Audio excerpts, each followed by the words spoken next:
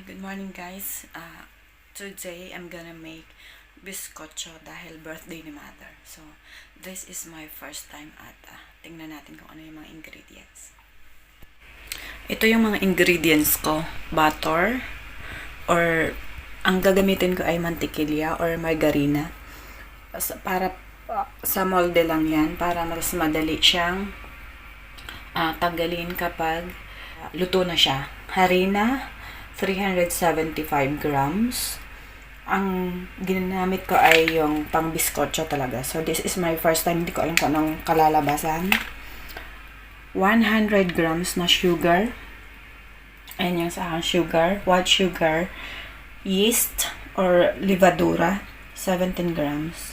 And, itong white yogurt with flavor na pineapple. So, first time ko to, so wala kasing available na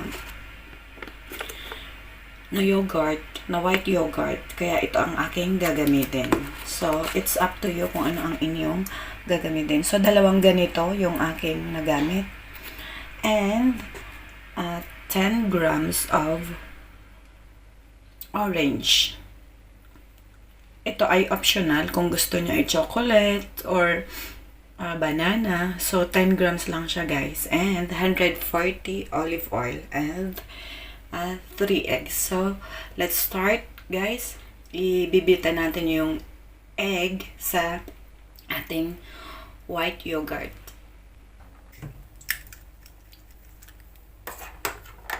Ito na yung ating beaten egg. And make sure that there's no eggshells inside. Our next ingredients is white yogurt.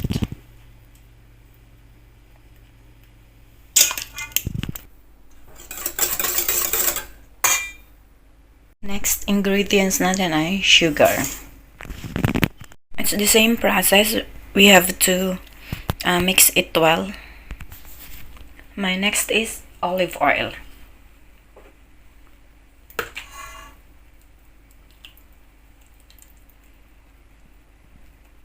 Ang next natin is yung ating 10 grams na flavor na orange. 10 grams lang ito, guys, ha. And optional. You can put strawberries, raspberries, but you have to smash it. Ang next natin ay yung flour natin. Little by little, we have to put it gradually. Next natin, guys, is ating yeast. 17 grams. And then we can put into mixer para mas maganda yung pag-mix niya.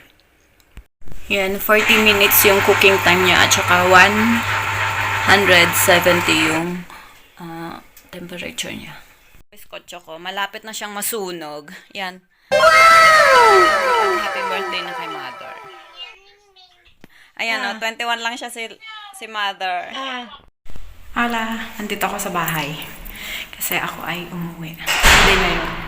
Umuwi ako kasi birthday ni mother bukas. Hindi niya alam na uwi. Surprise natin. Kung ano ang reaction niya.